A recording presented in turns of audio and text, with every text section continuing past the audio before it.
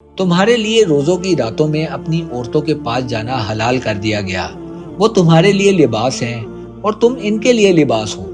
اللہ کو معلوم ہے کہ تم اپنی جانوں کو خیانت میں ڈالتے تھے، تو اس نے تمہاری توبہ قبول کی اور تمہیں معاف فرما دیا۔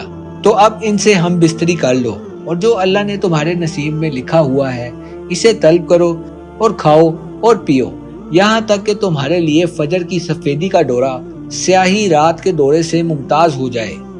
پھر رات آنے تک روزوں کو پورا کرو اور عورتوں سے ہم بستری نہ کرو جبکہ تم مسجدوں میں اعتکاف سے ہو۔ یہ اللہ کی حدیں ہیں، تو ان کے پاس نہ جاؤ۔